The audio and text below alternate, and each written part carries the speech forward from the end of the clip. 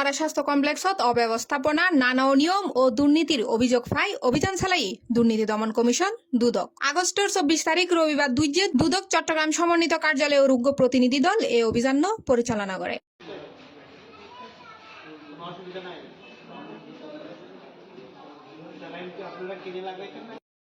জানা গেই আনোয়ারা স্বাস্থ্য কমপ্লেক্সত আনোয়ারা ছাড়া পার্শ্ববর্তী চন্দনাইশ, কর্ণফুলী ও বাঁশখালী জনসাধারণ চিকিৎসালয় তৈরি। দীর্ঘদিন ধরে স্বাস্থ্য কমপ্লেক্সত নানান অজুহাত জনসাধারণ চিকিৎসা সেবাতন বঞ্চিত হয়। সমমতন ওয়াই ডাক্তার ভর্তি অন্য রোগী হলে নফাই ভালো একখান সেবা। এক্সরে সহ নানান পরীক্ষার মেশিন তাহিলিও নানান অজুহাতে রোগী হলরে বাইরের লেবত ফাটানো হয়। আকই ফোয়ারে বিভিন্ন অনিয়ম ও দুর্নীতির আক্রায় পরিণত হয় এই হাসপাতাল।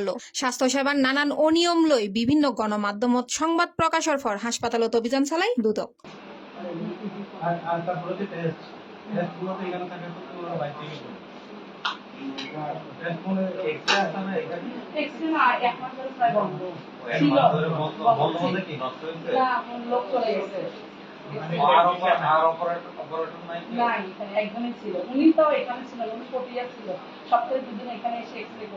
অভিযান হালে দুদকর এই টিম স্বাস্থ্য কমপ্লেক্সের বিভিন্ন শাখা পরিদর্শন করে। তারা ওষুধ সংরক্ষণাগার, বহির্বিভাগ, ল্যাব এবং ভর্তি ওয়ার্ডত যাই সেবা প্রদানের মান ও সুবিধা পরীক্ষা করে। অভিযানের সময় দেখা যায় জেনারেটর, ইসিজি সহ বিভিন্ন অব্যবস্থাপনার প্রমাণ পায় দুদক। এছাড়াও পরীক্ষা নিরীক্ষাগীন মেডিকেলের ল্যাবত নগরী বাইরের ল্যাবত গড়ানোরও প্রমাণ পায়। অভিযান হালে রোগী হলে দুদক কর্মকর্তার হাতে নানা অভিযোগ তুলি ধরে।